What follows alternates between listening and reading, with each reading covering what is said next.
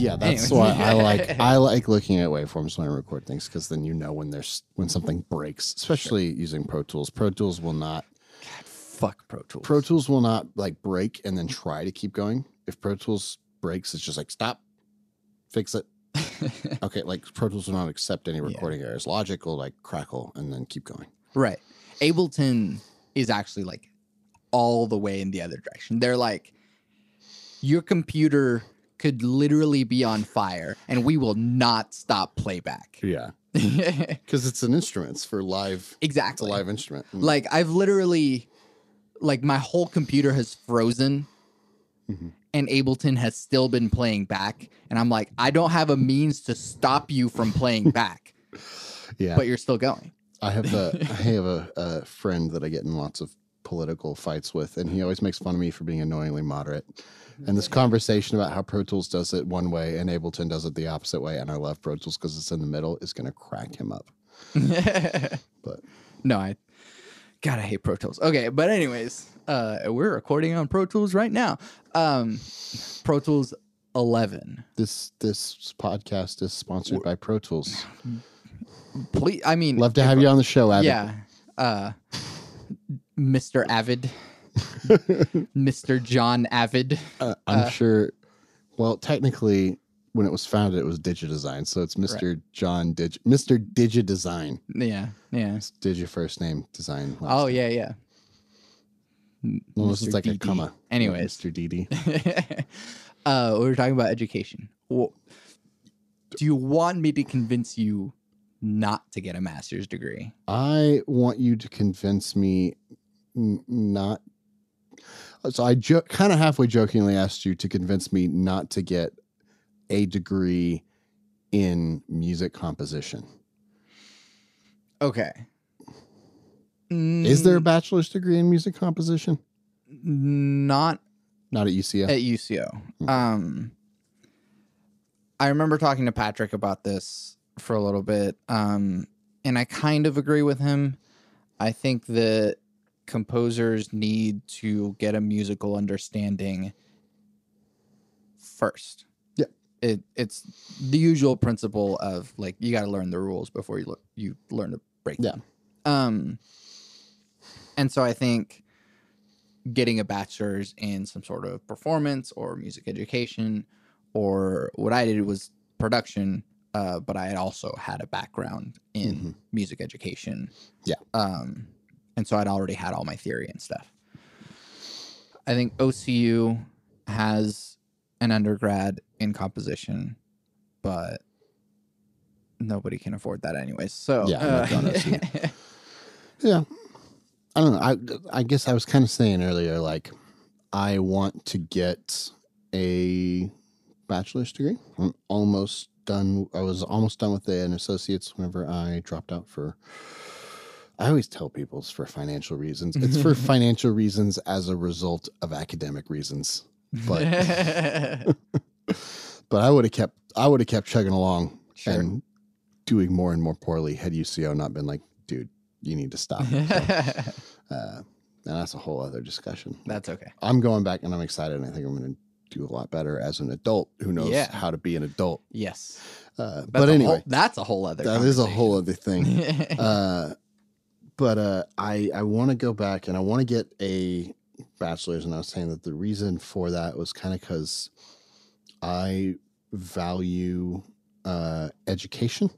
Yeah. Kind of for its own sake. And I think I wish that was more a part of the conversation around education than it is. You know, like I think being an educated person is valuable in and of itself. And I think having an educated society is valuable in and of itself. And should it cost $100,000? No. To do it, though. No. Right. No. So why? So do you want to get a music degree? That's a even harder thing. So that's kind of the thing is like, I don't. You're good. Things to step on. I don't particularly care what I'd get a degree in, because I think that there's a certain amount of things that for any liberal arts degree, using the term liberal arts broadly and literally for what it actually means. Like every degree that UCO has is a liberal arts degree. You're going to learn things besides your specific discipline. Sure. Right?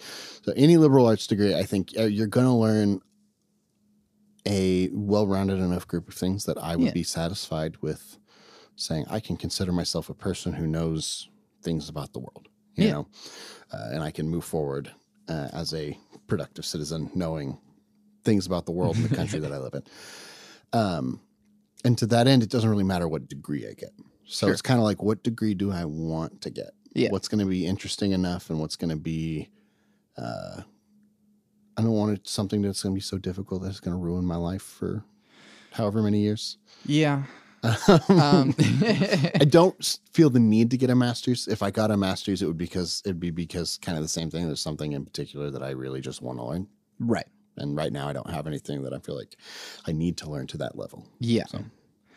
I think that as a person with an associate's, a bachelor's, and a master's, technically only one of them is an actual music degree. Mm-hmm. I think going to school for music is mostly bullshit. Yeah. And I guess that maybe once you get past that, then maybe music school gets more interesting and fun. Yeah. But I hate all of academia. Okay. As a person, explain. As a person that has had this much time in school, college isn't for everyone. No, I agree.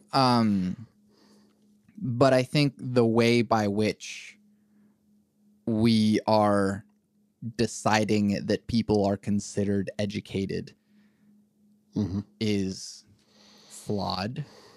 I did enjoy my master's panel, which basically what happens, or at least for me, what happened is that you get to pick a committee of teachers. One person has to be like your major area instructor, and then two other teachers. And basically, they ask you questions to kind of be like, did Santiago Ramones learn anything in his time here? Generally, like, it's not made to like scare people off or whatever. Yeah. But I enjoyed that because it got to be an actual conversation, which so many things in academia don't get to be. A lot of times, not, and even just outside of music, a lot of times it's like there's instructors that are trying to decide if you meet all of the criteria, if you have done all of the things and you did it in the way that we want you to, then we get to decide that you pass. And I don't know, I think that that's just not a good way of determining that someone knows stuff. Yeah. And I agree with everything that you just said. I think that, I mean, for me, I want to have a degree at the end because it puts me in a better position in the society that I live in to be able to do more things that I might want to do in that society. That's pretty much why I got a degree. Yeah. That's why I want to get a degree. That's not why I want to go back to school. If there's a difference, like if there was some other way for me to go about it and be like, yes, I have a degree. I may, I probably wouldn't take it, because the thing that I actually personally want is like, I feel like I went to school and I was not prepared to take advantage of the situation I was in. And I wish that I could start over as an adult. Yeah. I wish I could start over at 24 instead of 18. Sure.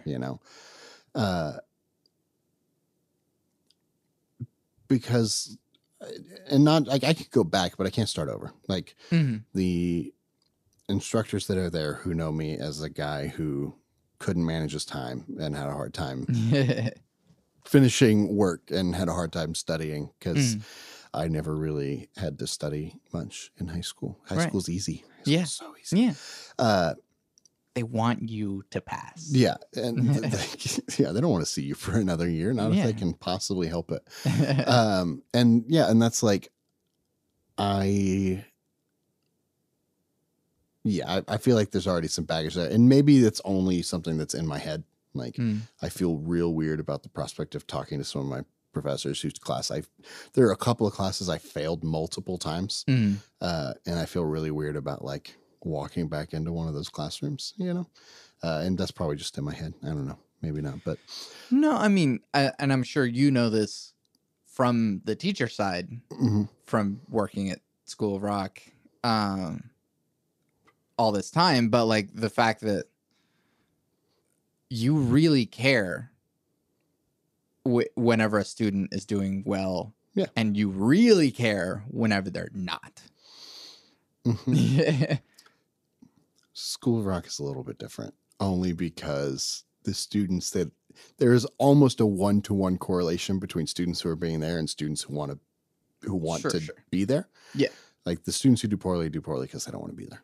Right. You know, I feel like school is a little different than that. But. Right. Well, I guess I'm speaking more generally. Yeah.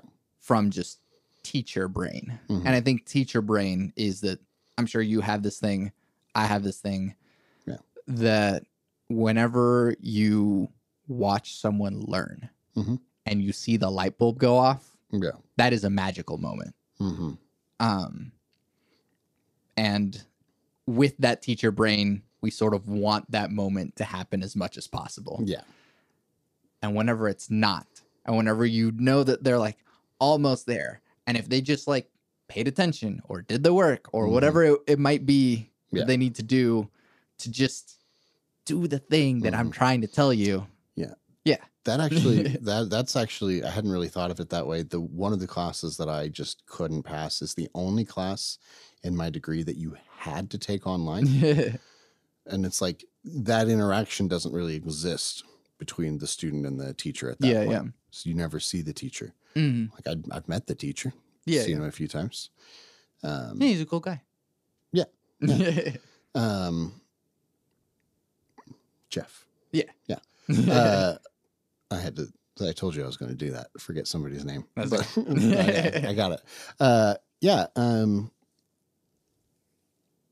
But yeah, I could never pass that class. I almost passed it the first time I took it, where it was an in-person regular class. And then after that, it was only offered online. Which makes it harder. In my opinion, for me, I'm not going to even say in my opinion. For me personally, it does, for the way that I'm wired and the way that I... Well, I think that I think unanimously, any psychologist that has studied the way that people learn will know that learning online is it's harder to learn online. For some people, it's easier to pass a class online. Sure. Like it's easier to complete the thing if you can just blaze through the class. Take all of your basics online and over the summer. Yeah. Like that's a great way to just blaze through a bunch of things that you don't care about. Not for me. I wouldn't be successful doing that. But that's kind of my man, there was a point like 5 minutes ago. I don't remember what it was. This is going to be the worst podcast you've ever recorded. That's going to be completely my fault.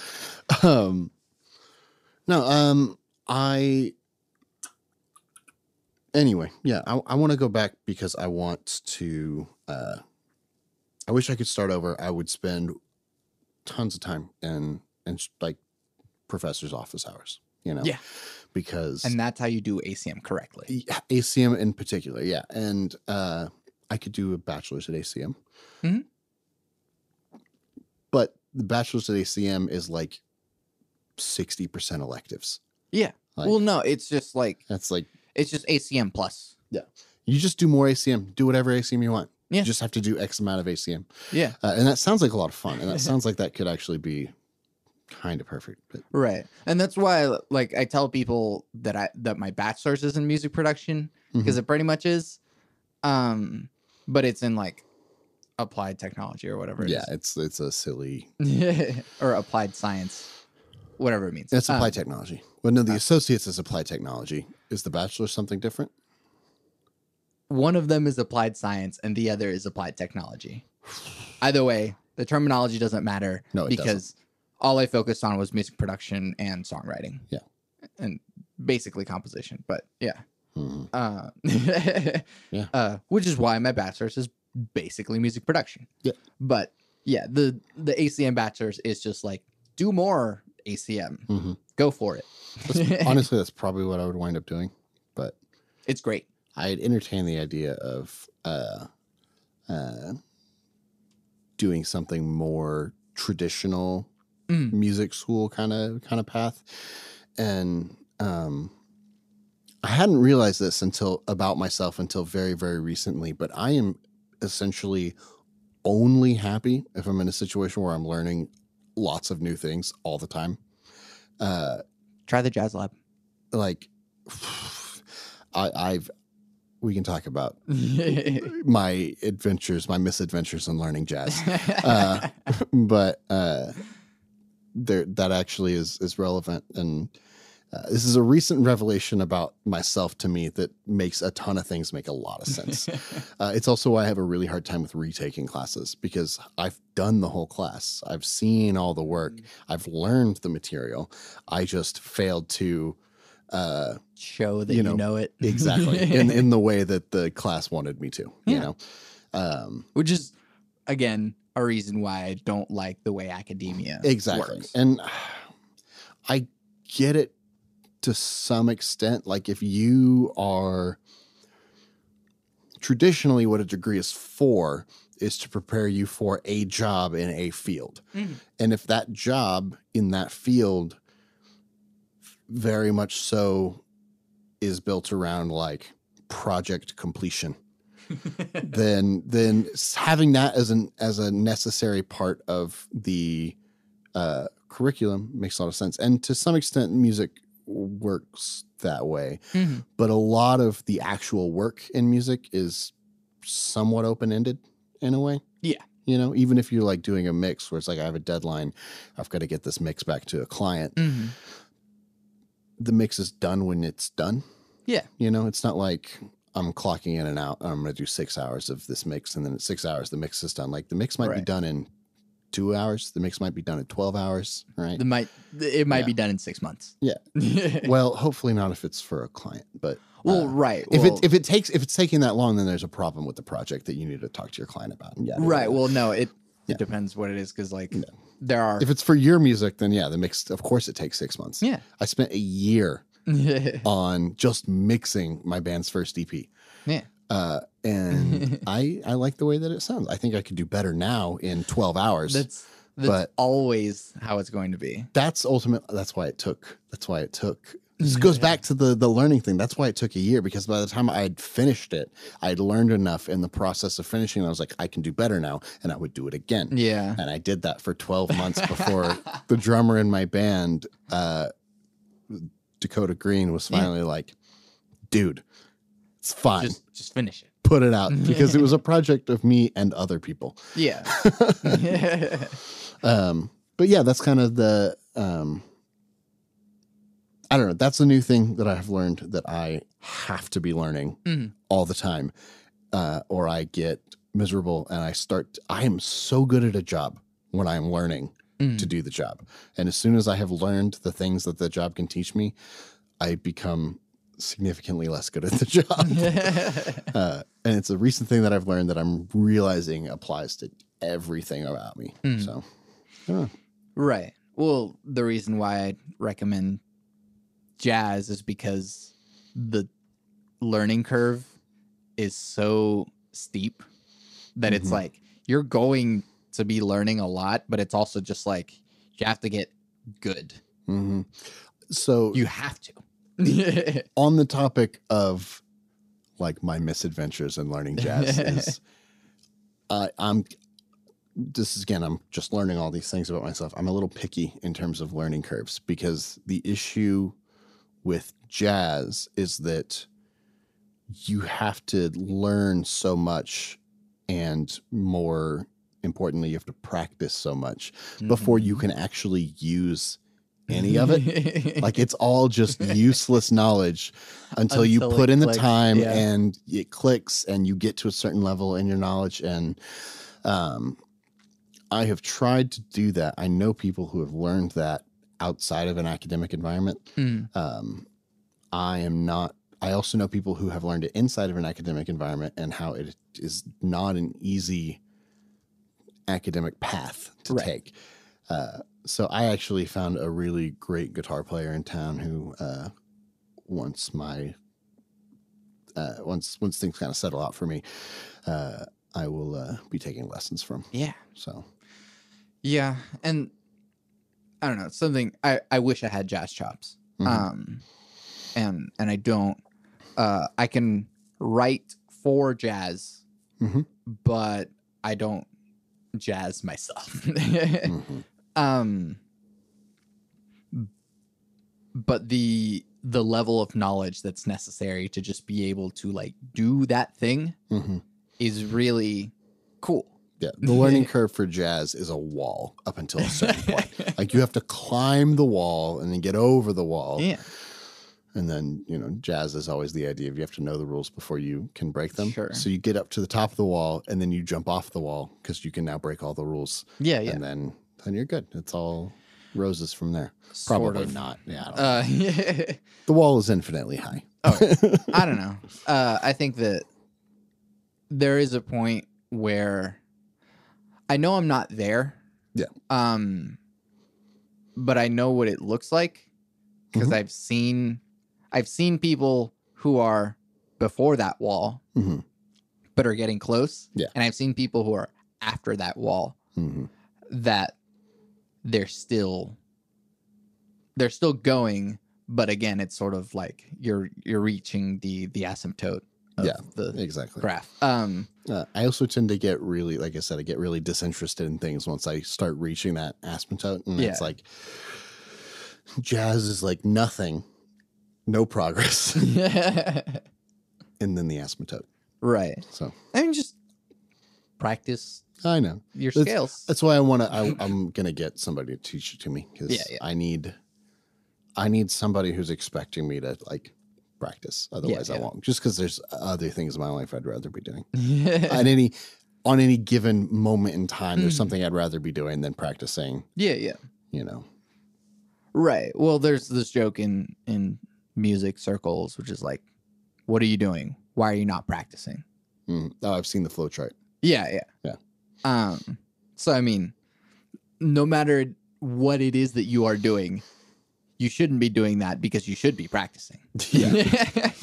And it's always like, I want the skill. I feel like I'm willing to put in the work for the skill, but right now I'd rather be doing this other thing. Yeah, it's scary to jump in. But it's also really funny because people like Victor Wooten, who was at ACM recently, he says things like, "Oh, like, closing yourself off for 8 hours is not good." And I actually agree a lot. Yeah. No, I just haven't. And that's how I've learned everything I know up to this point musically. I just don't know how to apply that to jazz. So that's why I'm getting a teacher, which is kind of that version of the thing. Yeah. I'll probably still have to drill some chops, but sure. But I don't know. I think that there was a different quote from either it was the Van Halen guitarist or the Led Zeppelin guitarist. I can't remember Eddie Van which Halen one. Or Jimmy Page. Yeah. What's the quote? I can probably tell you. Well, no, it was something that he said to someone. Basically, like this Italian prince or something took his son to like go see him because he knew them because he was royalty or whatever. And he tells the son like, "Hey," like he wants to, or he tells Jimmy Page or Van Halen or whatever, like he wants to learn guitar, and Jimmy Page / Van Halen. They're just the same person now. Jimmy Van Halen. Jimmy Van Halen. John Van Halen. Callbacks. Goes, oh, well, if you want to learn guitar, learn flamenco. If you can do flamenco, you can do anything. Mm-hmm. So he learned flamenco. And Tao Ruspoli is the guy who learned flamenco. And he's a really freaking good flamenco guitarist now. So, yeah, and he can basically play anything on guitar at this point. Mm-hmm. But I think jazz is a similar thing. Yeah. If you are able to get jazz chops down, you can kind of put anything in front of you and maybe not get it, mm-hmm. but like the work it takes to get to it. Mm-hmm.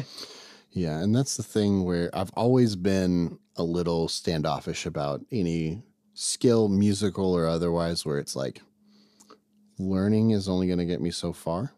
Yeah, I know. Like I tell students all the time, like I know how to learn how to do like sweep picking, for example. Yeah, I know how to learn it, mm-hmm. and I learned how to learn it. Yeah, and then I looked at the path ahead of me, and I was like, nope, not that interested. and so I never learned it. And if a student comes to me like, I want to learn how to sweep pick, I can show them how to practice it and I can show them how to get there, but I can't demonstrate it for them. Yeah. And I had a little bit of that with jazz, but I've decided like a lot of my favorite musicians are people who came into like rock from jazz. Yeah. Yeah. And I've tried to like kind of cop their sound, and integrate it into my own thing, which has kind of been how I've developed as a musician, is like learn a bunch of songs by a person, mm-hmm. and then you just kind of absorb it into your thing, and I have not been able to do that with any of these guys. And I was like, okay, I need to just learn how to jazz and then integrate it, and that should help. But. Yeah. But okay, so going back to the initial question, or I guess thing that we were talking about, I think that if you want the knowledge that you would get from doing a composition degree, just get the knowledge. Mm-hmm. If you want the degree for the reasons that anyone gets a degree, mm-hmm. then sure, get the degree. Yeah. Honestly, and this sounds weird from the other side, mm-hmm. but I think less than learning all of the knowledge I needed to have a master's degree, it's more that I have all of the knowledge I need to learn to be able to have a master's degree, even though I already have it. Mm-hmm. That's like the most valuable thing you're leaving with, is now I know all the things it is required to know to acquire a master's degree. Basically. Like I have some books on the shelf there, and it's like principles of orchestration and like guidelines for style analysis and stuff like that. You know how to extract the information from those books, whereas I probably wouldn't. And I haven't read all of those books. Of course not. No. Whoever actually even reads the books that they get from school. Most of the books on my shelf there I haven't read. But they're really nice to have whenever I go, oh, I haven't attacked this yet. Mm-hmm. I need this information now. Yeah. And that's most of what I got out of the master's degree. Mm-hmm. It's learning how to obtain the information. Yeah. Because nobody actually has all of that information in their brain. Not even the people who wrote those books. No. Because they researched and stuff and mm-hmm. then put it all in one thing. Yeah. And the things that they integrate aren't really in their conscious mind. It's like they are integrated as skills, basically. Yeah.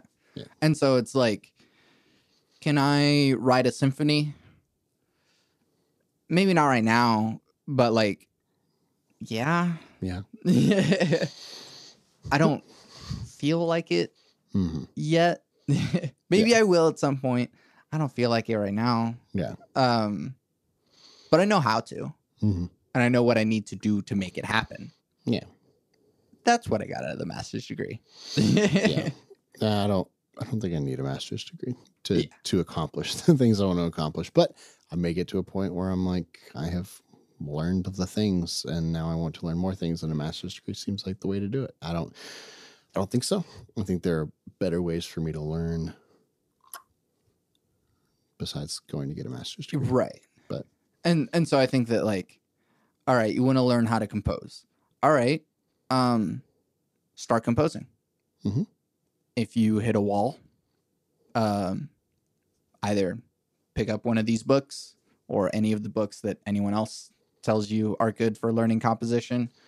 Then try that. Yeah. And then if you hit another wall, then try a different avenue. Mhm. And it's like that's how you learn to be a composer. Yeah. And that's pretty much the process that I went through for the masters. It's just like, hey, you got to compose stuff. And it's like, okay, I'm going to try this. How do I do this? Yeah. And then through the process, I learned how to do it. And so that's why I have like a choir piece and an opera and an art song and a brass quintet and a piano solo and some jazz arrangements. Because I wanted to do them, but I didn't know how to. And then I did them. Yeah. Yeah, that's kind of like, I think if I was ever to really start getting into composition, the only thing that like composing and anything relating to a traditional sense that has ever interested me would be in film scoring. Yeah. And I always have kind of had this feeling like, well, I feel like I know the technical, like I know how to use the software and I know how to sync to video and I know how to like mechanically do the thing. I feel like if it was ever put in front of me, like here, score this short film, kind of feel like I could just do it. Yeah. It probably wouldn't turn out as good as it would the second time that I do it. Right. But I feel like I could do it and get something out that's like works and is interesting. Yeah. And then that's kind of how I feel like I would probably learn composition if I Yeah. ever had to. Yeah. Like, yeah. If you want to compose, just start composing. Yeah.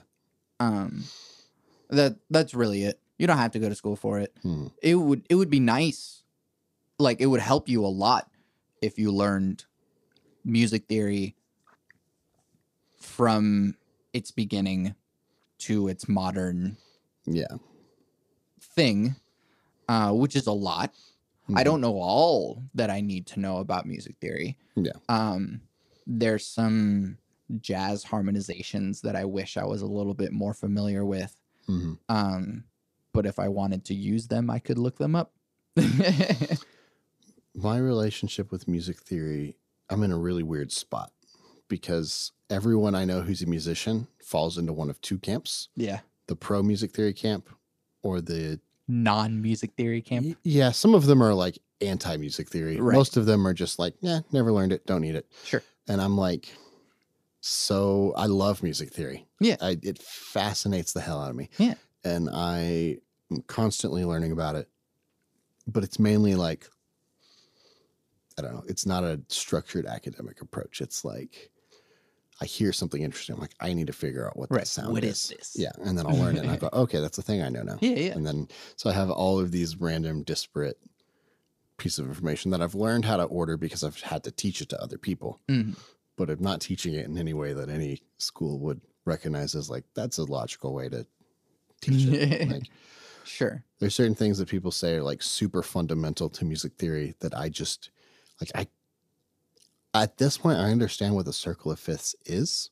Sure. I get no use out of it whatsoever. And I've had people who've gone to school like, well, here's why it's useful. I'm like, I know all that stuff. I can do all that stuff. Get like a mnemonic device for it. That's kind of a big reason as like for the circle of fifths. It just tells you the order of sharps and flats. Kind of. I mean, but I know the order of sharps and flats. I mean, I know the order of sharps and flats because I know the circle of fifths. Yeah. But doesn't help me. No, not really. Practical. Unless you're doing a chord progression that uses fifths. Like if I'm like trying to write it out on a sheet of paper and right. Yeah. So I guess that makes sense. Yeah. The song I Will Survive uses a fifths progression. Or I think it's a fourths progression, but it's the same thing. And so it's A minor, D, which would then be G, then C, then F, then I'm sure it's very fun to listen to me trying to think the fifths backwards, but yeah. But B flat if right. you're going fourths. Yeah.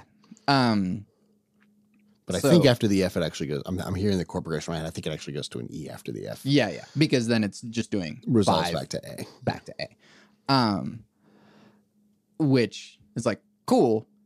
It's weird because whenever I tried learning the chord progression to I Will Survive, I already knew the circle of fifths. Mm-hmm. And so I was like, oh, that's the fifth. And so the fifth of that is what my next thing is. And the fifth of that is what my next thing is. And that's how I learned it. And so it like helped. Yeah. But like that's not how most people would learn a chord progression. Yeah. Yeah.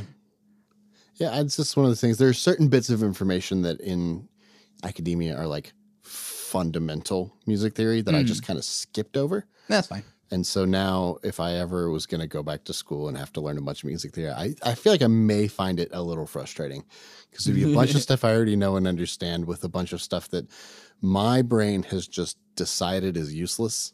Oh, yeah. Even though I know it isn't. Mm-hmm. I don't know. Intervals are nice to know because it helps with communication. Got those. Learning to read music is helpful if you're dealing with people that also know how to read music. That's really the only context in which it's necessary. That's what I think. That's something I'm hoping to get out of learning jazz. Yeah, is learning more about being able to sight read. I can write music. I can write sheet music, mm-hmm. and I can read it back slowly. Yeah, yeah. No, I'm not a very good sight reader either. Mm-hmm. But I mean, I wrote a whole bunch of scores. Yeah. So, like, I had to. But I can't play a large amount of the music that I've written for other people. But I know that it's physically possible for them. Well, that's good. Yeah. That's another big part of composition. Yeah, that actually, I did know. Is learning what instruments can do. Yeah, what they can do. And also what they like to do. Mm-hmm. Because it's one thing that, a trumpet can play above the staff. It's another thing making them play above the staff for the whole piece. 8 minutes or 20 minutes or whatever. So it's like you can give them that for like a nice touch, and the right trumpet player will make that sound awesome, but don't put the whole thing there. Mm-hmm. They'll be angry at you. Yeah. Yep. And I kind of learned that the bad way, but Yeah. Do you have a story about that? I had the brass quintet that was performed at my recital. It was the revised version, but before then,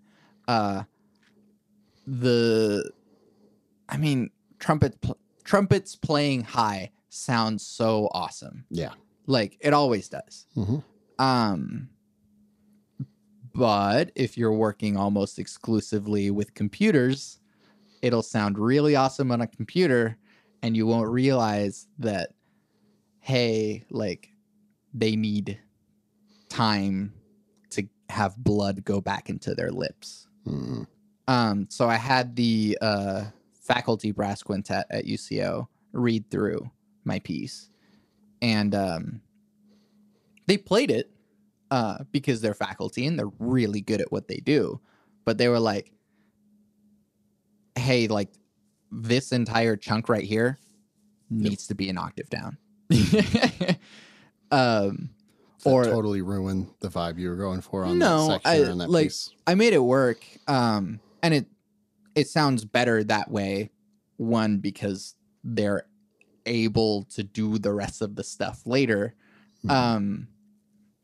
But like, yeah, it's just realizing like, oh, there's this thing called tessitura, which just means like where people are around that space and what that sounds like.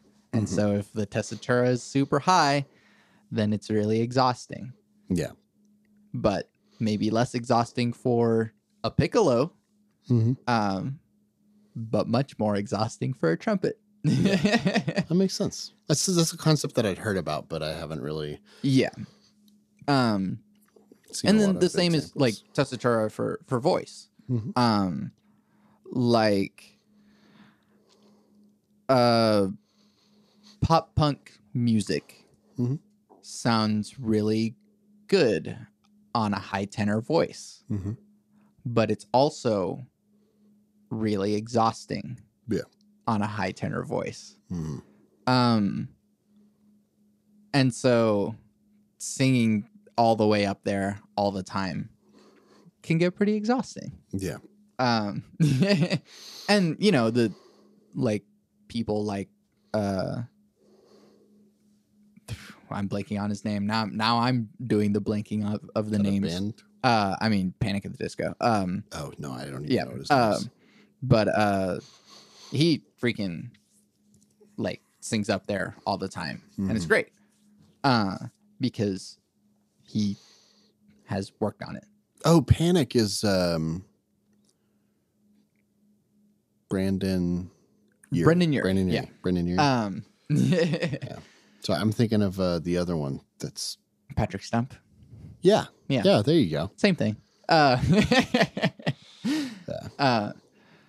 know that all of the Brendan Urie fans or Patrick Stump fans are going to be like, no, they're not the same thing. But just take a moment. They were the same thing. Just take a moment, slow down, listen to a Panic at the Disco song, and then listen to a Fall Out Boy song, and tell me that they're not the same thing. The early ones, yeah. And then they, Patrick Stump got like R&B chops. Yeah. And then Brendan Urie got like pop chops. Brendan Urie just got range, and his just kept cranking up the range. Yeah. Yeah. But yeah, there's vocal tessitura. Yeah. And while it's impressive to sing that high all the time, drink water. Mm-hmm. That'll help A bit. So I mean, and that's more from my vocal side, but like, yeah, a big part of composition is just learning how to write for people rather than just writing stuff at all. Another neat thing that I learned when I did a string quartet, double stops on violin, easier whenever they're on alternating fingers rather than, because if you do fifths right next to each other, because the strings are arranged in fifths, then they have to kind of like fat finger the thing, and it's kind of weird on it's not as easy as it is a violin or so it's like maybe do fourths or thirds because that's a lot easier to do. Sixths or something. Yeah. And it's like it's not bad. They can do it. It'll just like you'll get a different sound. So I mean, little considerations like that you learn along the way. Actually reminded me of one time I ran into this. It was like one of the first things I ever did. It was for my production audition for ACM. I did 3 covers with GarageBand on my iPod Touch. Wow. I did not own a computer, and I still really like what came out of that. That's impressive. But there was one thing where I'm using like all virtual instruments, and I could record guitar, but I didn't own a bass, and I was doing a cover of "Put Your Lights On" by Carlos Santana. Nice. And I'd written out this bass line for there's a bridge section that gets really heavy, and I was like, it should be even heavier. So I did it heavier. And I wrote out this bass line. There's no 5-string bass in like the virtual instruments of GarageBand 7 years ago. Oh. So I had this 4-string bass virtual instrument, and I was like, I can't play the part. So I just took the bass line up a fifth, and it was so heavy. Because now I had like the guitar line. It almost was like, you familiar with like the Weezer power chord? What's the Weezer power chord? So you put the fourth as the lowest note, or sorry, you put the fifth as the lowest note. So it's Fifth, root, fifth, and sometimes another root on top of that. So it's kind of like that, but moved down. Yeah. It's like the guitar was all like lower few frets on the low E string, and then the bass was playing the fifth below that, and it just made this crazy. So you basically imply the root that isn't there, you know, but it kind of makes you feel like there's this other low note that's just basically been like high past the fundamental. That's something that I kind of miss whenever I was an idiot. It's doing things on accident. That are really cool. Because so on the way here, I was playing my ambient album. Yes. That I haven't released yet. Bloom. Oh wait, is that? Am I supposed to say that? No, you can say that, I guess. It's a cool title, and it makes a lot of sense for what the music sounds like. But I've been listening to it off and on for years now. And as I've learned more, listening back to this music that I wrote like 5 to 6 years ago, I'm like, how did I know to do this thing that I didn't actually know how to do? Yeah. And it's super cool because I can't write that anymore. I can't write like that anymore. That's why I've been doing this improv jam that a local band called the Indigos hosts on Tuesday night, which is not happening tonight because I'm doing this instead. That's okay. Sorry. No, it's all good. I'm having a good time. But I found that I can do that thing if I'm improvising on stage with other musicians. Things can just like I do all kinds of things where like if I listen back to it, like, that was interesting. Yeah. And it worked in a way where if I sit down and analyze it like I'm analyzing another piece of music, makes sense, but it's not an approach I would ever take in writing. So right. Well, kind of what we were talking about on the Off-Brand podcast, that like Jack would give you stuff that you'd be like, this doesn't make sense, but it does. Yeah. Like you can analyze it from a theory composition sort of perspective and come up with a analysis that makes sense and is consistent, but it's not something that somebody with a medium amount of music education would come up with. You have to either have no education or lots of it. Right. Yeah. To come up with it. Right. And it's like, I would break rules like of my own rules that I have now back then, that even whenever I listen back to it, I'm like, this is fine, actually. One of the songs on the ambient album essentially doesn't have a bass line. The bass line is just a drone that kind of like sort of re-hits every once in a while. And which is weird because they are chord changes. And I was like, why did I not have a bass line? I don't know. But it's like, I wouldn't do that now. But it's like, I was just like, I like this sound. I'm going to keep that there and do everything else. And just never went back to it. And that's a composition technique that makes a lot of sense. Yeah. But you would have to learn it. Yeah. You know, like pedal tones are a thing you have to. You learn, and you probably learn it in the context of like, you know, certain eras of classical music when that was really popular. Very much choiry, churchy things at the very end. Or metal. Or metal, sure. Pedal tones are everything. Like whatever your lowest note is, you just assume that every second or third note is going to be that one. Yeah. Because it sounds like metal. Yeah. Yeah. And that's another thing too, is that a fun composition method that I really enjoyed is that I would sort of go back and forth between, like during my masters, I would go back and forth between very structured and sort of like, I'm doing this, there are rules, this goes this way, and that's how the music will sort of happen. And then with other pieces, I was just like, I'm tired of rules. I'm going to just fuck around. Mm-hmm. And it was really fun. Yeah. And it's like, oh, what's happening here? Like, I could look at it and go, oh, here's the thing. But it's, no, I was just messing around. Mm-hmm. And that's fine.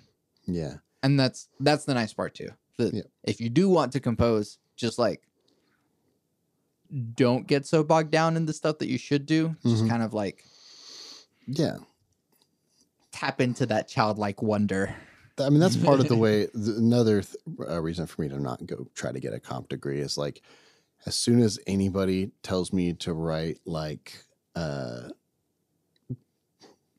super counterpoint heavy, like Baroque fugue, I would just be like, no, I can't.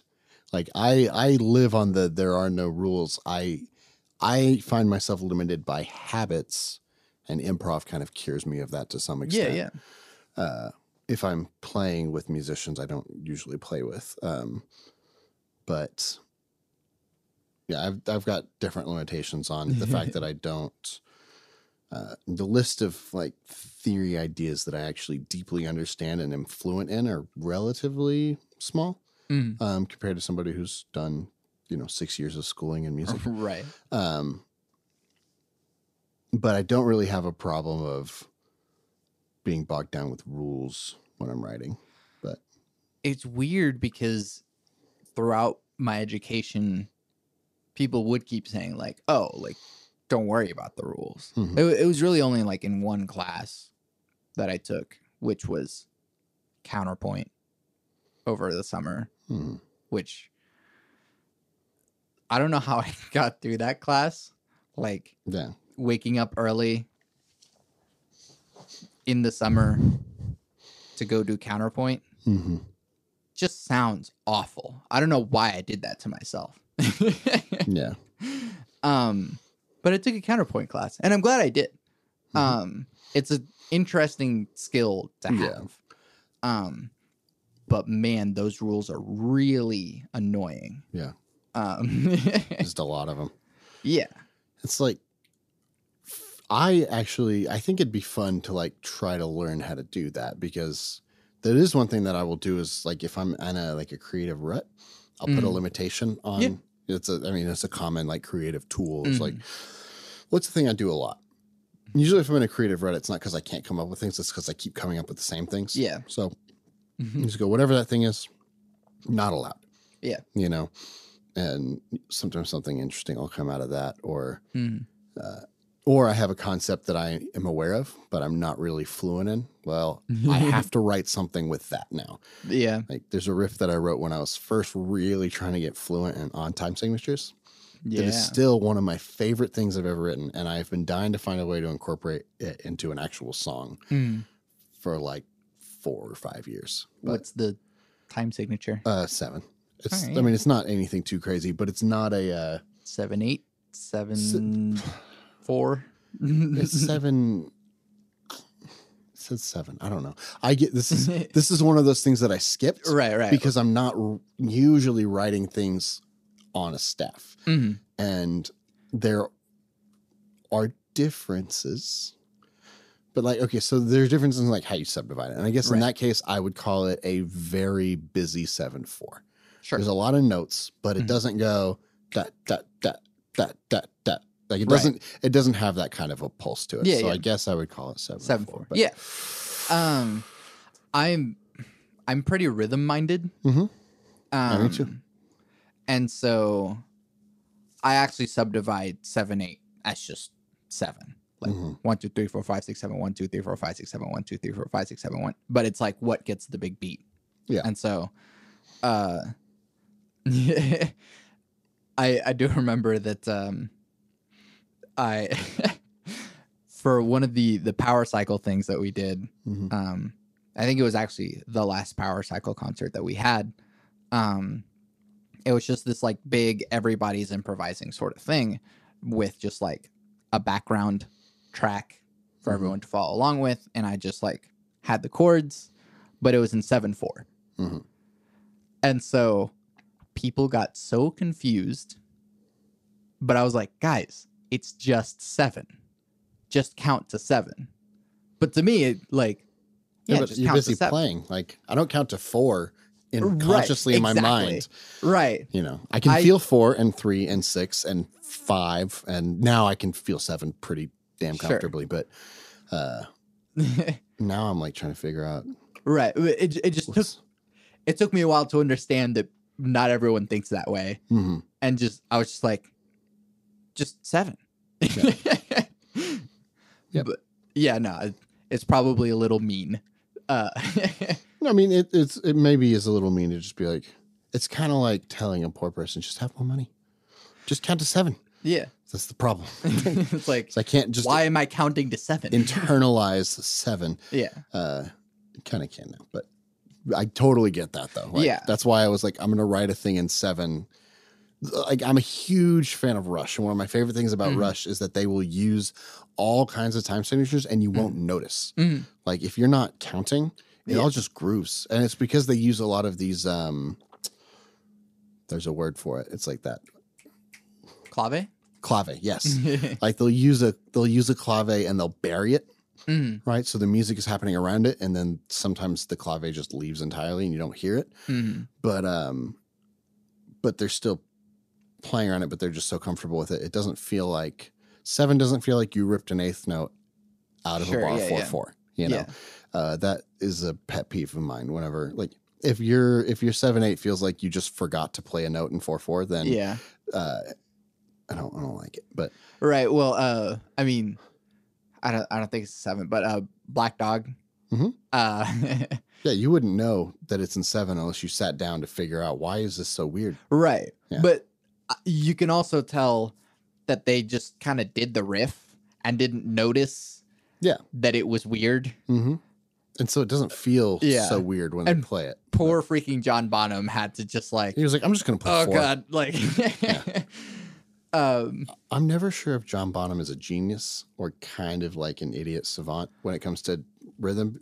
Now, are all drummers I've learned idiots or just geniuses? Now we're doing a Led Zeppelin show at School of Rock, and I have learned emphatically that John Bonham is a genius. But for years, I was like, Led Zeppelin, they're always doing things in 7 and 9 and whatever. And John Bonham's just rocking it 4/4. It's like, I'm going to wait till they play this thing 4 times, then I'm going to hit a cymbal. It'll come right back around eventually.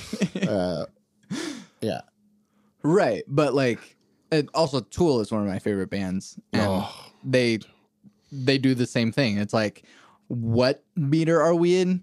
It doesn't matter. Listen to the riff. Tool. It'll flow. Yeah. Tool taught me a different way of approaching on time signatures, which is like, there's just a pulse.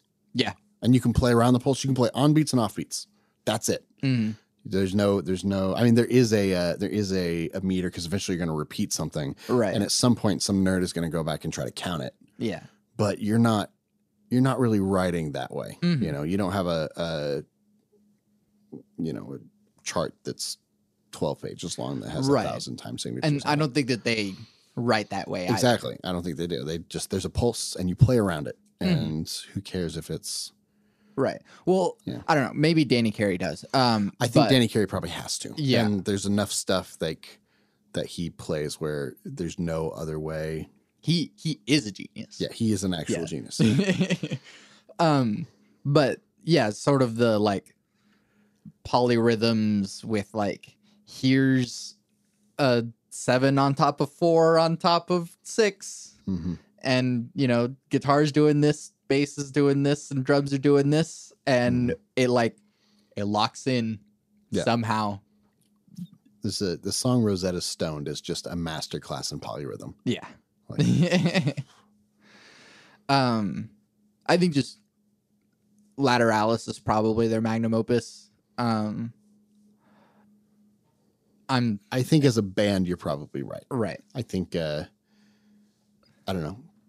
Hardcore fans don't like 10,000 Days as much, but I think Wings for Marie is Maynard's magnum opus. But Lateralis is the band's magnum opus. But we'll see because there's a new record on August 30th or something. They put a number on it? Something is going to happen on August 30th. They have put out a number. They haven't explicitly said what's going to happen on that date, but everyone's assuming it's an album. It may be a single. It may be they announce another confetti, tour. You know? they're on tour, and that's when they announced it. It's like at the end of every show on this tour, it's just on the screen, August 30th. Okay, yeah. And we're all assuming it's an album because we all know the album's done. Because Maynard has never said the album is done. Everyone else has given out a million different BS release. Sorry, I can go on this for the next hour, and we have just hit 60 minutes. No, that's fine. I don't like hitting exactly an hour. Yeah, but I don't know how long you want this to go. We're miles from our original topic. Oh, yeah. That's the point. Okay. Were you at ACM whenever Maynard was there? I had to work. And I was not quite as big of a Tool fan. Sure. So I had just really discovered Tool as a band that I really liked. Mm-hmm. And then I found out the Maynard was going to do a thing. I freaked out. I was so excited. And I just, like, I got off work and I got there like 5 minutes after they stopped letting people in. And then I think something about that experience made me really get into Tool. Yeah. Just the disappointment of it. And it's one of my greatest disappointments. And I have very few regrets. And not just skipping work to go to that masterclass. Yeah. Like, I tell myself every time I think about it, which hasn't been for a while. Thanks. I'm sorry. No, I tell myself all the time that, like, man, I should have just ditched. Like, it was. I mean, one, his gaze. So, like, I asked him a question, and his eyes just like pierce into you, which is like beautiful and terrifying. What did you ask him? How they never televised it or released it in any way, so I have no idea what I happened. asked them, like, how do you make everything so complex? Like, it seems like there's a whole lot of thought that goes into everything that you do. And he was like, well, yeah, sometimes, but also sometimes there's not. Like, he said the package was like written and recorded in like a week. That's A Perfect Circle. Perfect Circle, yeah. Yeah. And the package is one of my favorite Perfect Circle songs. And it's like, oh, yeah. It's not that complicated, but it's really fucking good. Really good, yeah. I absolutely love Pussifer. Yeah. Pussifer is it's strange, so cool stuff. Oh, man. There's weird textures. There's one drum sound that's on everything, and I can't figure out what it is, and I love it. And some of it gets real. It's kind of it's very a lot of polyrhythms, but it's like relatively straightforward polyrhythms in a way that I like can groove to it. Yeah. No, I do enjoy whenever there is a like weird clave. And so it's like, well, you don't have to think about the meter. Here's just a clave, and that's what it is now. Like in Man Overboard. Is that a Perfect Circle? It's a Pussifer song. What record? Conditions of My Parole. Well, in that case, I know I'd recognize it if I heard it. Right. Brace yourself. All hands on deck. Okay, yeah. Welcome back to Maynard Cast. But yeah, no, okay, yeah. No. The drum beat in that song is just like doesn't make sense if you count it, but it feels right. Feels real good, yeah. He's good at that. He's good at that in a way, like, for some Tool, you kind of have to sit in it for a while before you can just kind of groove to it. But everything Maynard does as Pussifer is groovy as all get out. Yeah. Anyways, what's something that you're listening to, watching, and or playing that you want people to know about? Oh man.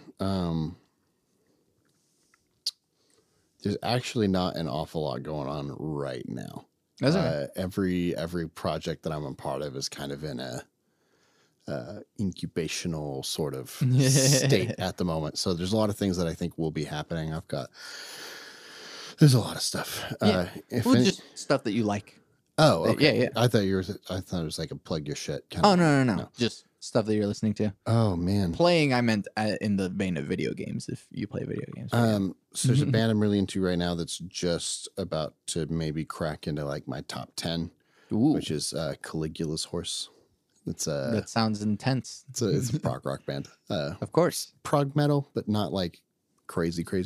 Right. So good. Their most recent record has a song on it that's really just a spoken word piece that's like 6 minutes long or something like that. Yeah. And I love it. So that's my most recent musical obsession. And then I've been binging Black Mirror like there's no tomorrow. It'll fuck you up. It will, man. I got they really got me a few days ago because I watched like 4 episodes in a row, and two of them were like relatively pleasant. Like things turned out okay.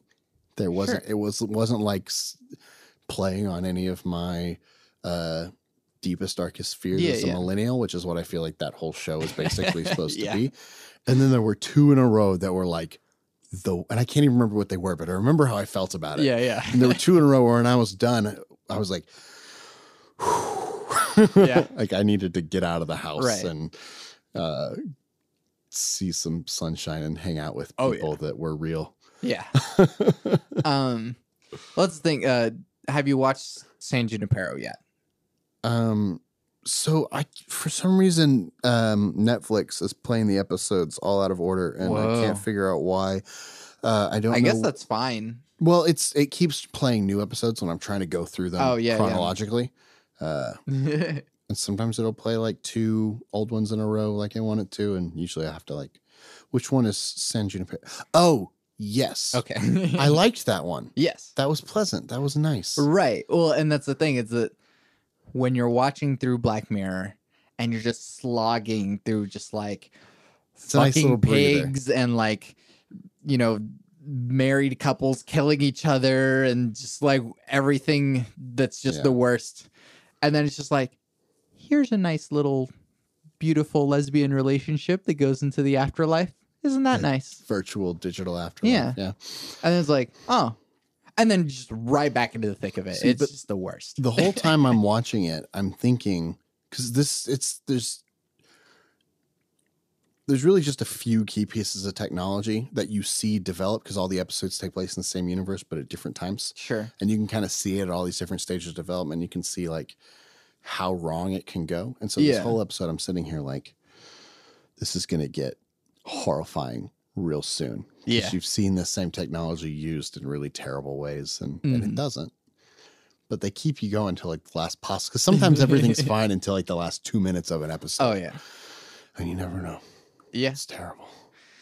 I think the beautiful thing about it too is that there aren't answers. That like you'll get to the end of an episode and be like, but what happened? Yeah. Sometimes there are questions that are posed at the beginning that are answered at some point in the episode, but no, nothing is ever. I mean, that's almost something that I haven't really noticed, only because I feel like I really appreciate any content that is just like exploring a concept and exploring an idea, and I don't usually feel like I need a resolution. So that's why I like reading Stephen King. He's really good at that, and he's really bad at ending things. And a lot of the endings to his book, because he feels personally like he has to like wrap things up, are jarring. Put a bow on it. Done. Yeah. I haven't personally read any Stephen King, but I've seen a lot of the media, and this might be controversial to say, Stephen King might be the greatest novelist that has ever lived. That is not controversial. Yeah. It's not inarguable. Or even just the greatest writer that's ever lived. That might be a bigger stretch. Are you saying this as a person who's never read a Stephen King book? Yeah. You should probably read a Stephen King book. Right. You should probably read many of them and read. So before you read a Stephen King book, read On Writing, which is a book that he wrote about writing. Yeah. Because that was the first Stephen King book I ever read. And it really had a really interesting impact on the reading of his books. Yeah. And I would recommend it. I don't know. Maybe there's some value in reading them and then reading On Writing and then reading them again. I don't know. but I really enjoyed my experience. Right. So, well, I've seen a number of things that he has written. Less of the horror things because I'm a giant wimp. But like the way by which he creates characters, resolves stories, has the beats happen in the ways that he does is spotless. His approach is that he creates a character or a cast of characters, basically, and he fleshes those characters out as much as he possibly can in terms of their personality, or not even their personality. He basically just he gives them a background, basically. Yeah. This is the person, this is their background, and then here's the setting. Person, background, setting, and then he just kind of lets it go. Yeah. You know, and so every action a character ever makes feels honest, you know, because he's not trying to get to a point. Also why he's really bad at, by his own admission, he's really bad at ending books. Sure. He kind of like writes until he feels like he's said everything he needs to say. And then it either just hard stop, book is over, or like when he does try to put a ball on it, it's kind of like jarring. And, sure.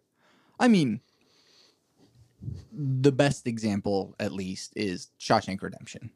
Yeah. It had a whole, like, everything gets to here, and this is that, and it's great, and cool. Like, I think Shawshank Redemption, he had to end that way. Yeah, well, Shawshank Redemption is a short story that was adapted into a feature length, and his short stories tend to end more concisely. Sure. Like Carrie does end very well, but it started as a short story and then he expanded it. So he does really well with that. But like the ending of it is jarring for a million different reasons. I haven't seen it. But yeah. The ending of did you ever see 11/22/63? No, but I want to. I haven't read it either. Or did that ever come out as a book? It's a really big ass book. But it is a Hulu series starring James Franco. What? Yes. I have Hulu. Yeah. I have Hulu. Yeah. Why did I not know this was a thing? Yeah. And it's really freaking good. Okay. I'm almost done with Black Mirror, so. Yeah. It's on my list. Right. I'll say the things that I've been listening to / watching. I recently discovered this thing called Music Map. I don't know if you ever used that website. I think so. It's just like a little cloud thing that like you type in the band that you like, and it just sort of puts other band names around it, and the ones that are closer to it are more similar, and the ones that are closer to each other are also more similar. And I just kind of like went through the Music Map and kind of picked names that I had either kind of heard of or not heard of at all, and started listening to them. Yeah. So Dalek is one of them. They started in the 90s. It's a rap and producer duo. Is it a Doctor Who reference? I guess so. But they started in the 90s, and so that first EP sounds like the 90s, but it's way more experimental than you would expect from the 90s. As far as rap goes. Yeah. Another one is White Boy Scream. It's this woman named Michaela Tobin, and she is a classically trained operatic soprano, and she makes noise combined with her voice. Cool. So I don't know if you've ever listened to any harsh noise, such as Merzbow. I mean, I've heard harsh noises. Sure. But music or what is classified as music, lots of people would not classify it as music. What was the last band you mentioned? Merzbow. Merzbow? I've heard of Merzbow's a Japanese composer, makes a bunch of noise. There's a band I'm aware of called Burzum, which is just backwards that name. Oh. But they're like a guy who was in a Swedish black metal band and then went to prison for burning churches and murdering one of his bandmates, and then made an album in prison. There's Burzum. Oh man, they let him have.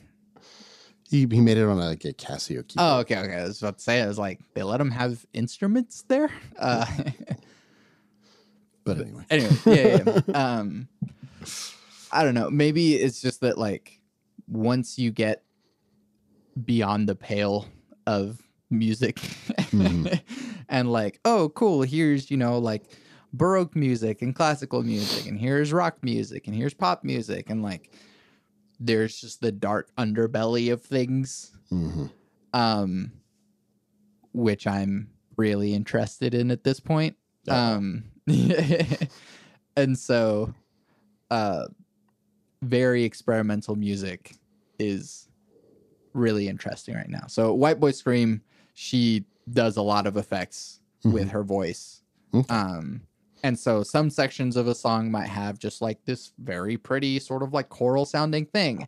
And then she'll do a feedback loop and and it'll just like be gritty and distorted and noisy. It's really freaking cool. And some of the songs are like 13 minutes long and like 8 of those minutes are just which is a lot of fun. Arca is another one. He or she, maybe they. I think they are non-binary at this point. But when they started, it was he. So, Arca is a Venezuelan producer, who kind of started making hip hop or electronic beats, but then went on to work with Bjork. So. That's kind of that progression. Also, I'm still jamming to Bjork. Bjork is great. That is the experimental underbelly that never really. I will never give up on, because Bjork actually got remotely popular for being however experimental she actually is. And I've been meaning to listen to Blackie. Which is another rapper that does experimental noise stuff, akin to clipping and death grips. If you've ever heard of both of those things, right?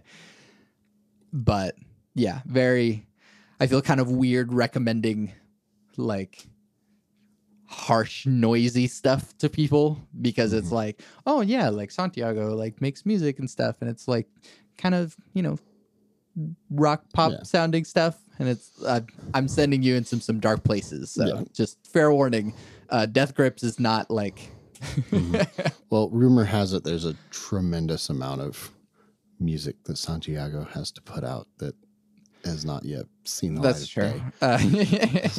So yeah, a lot of the music I am performing nowadays is like 6 to 7 years old, and I still like it, but gotta write new shit. Yeah. Or release new shit so you can play it live. Yeah. Anyways, we've been talking about random other stuff for a while, so now plug your stuff. Well, once again, not a lot going on currently. I don't know that I have any. There might be a Dr. Pants show later this month, but Dr. Pants, this band that I'm in, nerd rock stuff, a lot of fun. Off-brand is the another band that I'm in. Play guitar in that one, and I do all of our production stuff and whatnot. We're writing stuff right now. I don't think we have any shows coming up. And then I used to be in a band called Pluto Rest in Peace that is finally officially done, and I'm working on some other stuff where I'm going to retool some of those songs into some different stuff and write some stuff. But that could become a thing anywhere between 3 months from now and a decade. So I'm not in any hurry. Keep an eye out. keep an eye out. You can find me on Instagram at notthatmac. Yeah. And that's about it. Yeah. What about you? Me? I have a show on July 19th. 19th? 16th. Dang it. It's a Friday. 19th.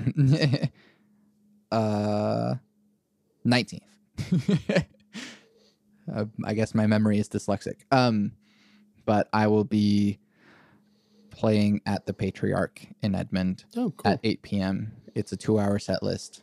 So I'll be doing like, hey, here's like, my music that I've done and a lot of covers, but then also like some of the weirder stuff because I have the time to fill it with weirder stuff. Is that just you acoustic? Yep. It's usually the well, not acoustic. It's me with my laptop and Launchpad. But it's not a band. No, it's not a band. Okay. It is Santiago Ramones, but it's not the usual Santiago Ramones lately. Yeah. I did forget to plug one thing that is actually about to. I have a podcast. Wow. It's called Steal These Records. Me and a friend of mine, we basically give each other a record. We go back and we listen to it, and then we come back and we talk about it. The idea is that you shouldn't steal music. But if you were going to steal music, this would be the music to steal. Oh, yeah. So I just forgot to mention that we haven't done anything in a while, but we're about to start doing that again. So sweet. Listen to the last like 3 episodes. Don't listen to anything before that. It's terrible. And then subscribe because you'll get some more soon. So I just wanted to mention that because who's that with? Braden is his name. Okay. If you hang out on my Facebook page long enough, you'll probably get in a fight with him about something. Yeah, sweet. Lots of podcasts, lots of stuff going on. I guess there's also like, since this goes up on Thursday, I will be at Tokyo and Tulsa this weekend. So you can go see the skit that Solstice Cosplay has been working on for Tokyo and Tulsa. I will be very sweaty. For reasons that will be very clear once you see that skit. And if you don't go to my show on July 19th, you should go to Dustin Ragland's show on July 19th at 6:30 at Commonplace Books. He's doing a poetry/music show, which I don't know if he wants me to give this away, but he's kind of already like kind of shared that it's poetry. I can't tell if I should say this. You can always say it and then shoot Dustin a message real quick. Like, hey, is this okay? And then if you're not allowed to say it, it'll just be like, yeah, maybe. Well, there's a point in the Brothers Karamazov that a character talks about poems that he wrote, but never actually, like the book never actually showed the poems. And so Dustin wrote those poems. Whoa. And then put music to it because Dustin is a fucking genius. Dustin's crazy, dude. Yeah. Dustin's crazy. Yeah. So like you should go see that. And then since I'll be playing for like 2 hours, you'll be able to catch me in Edmond later if you want to go to that. But yeah. That sounds crazy. Yeah. So that go to those things. Yeah. I'm Santiago Ramones. And I'm Mac. You can find everything that I do on my website, santiagoramones.com. I will continue to plug my Machinations episode because it is everything that came to fruition for the past 2 years of my master's degree. And since I've been talking about that music a lot this whole episode, I should probably direct you to that. Because there's a whole experience in place. So if you go to santiagoramones.com/podcast/machinations, it'll take you right to it. I made it real easy for you. And if you just have it's less than the length of a movie. So if you want to do that, it's some pretty neat stuff, because it's a lot of stuff has lyrics, and following along with the lyrics makes it even cooler. There's a lot of deep philosophy. And since you've been watching Black Mirror and we talked about Black Mirror, it's Machinations is like Black Mirror, but with music. Okay. I'm exploring ideas and technology and the future with music. Okay. I'm not just making that an ad to you, but to everyone else. And you can download my demo of Songs with Words. Like I mentioned, my ambient album that will be indefinitely, it'll come out at some point. That'll be coming out in the future. That'll be come out. I can grammar. And leave reviews for the podcast for all the places that you can find it. I always end my podcast with my 3 things they shape my life philosophy. Those 3 things are: love never fails, it's going to be okay, I might be wrong.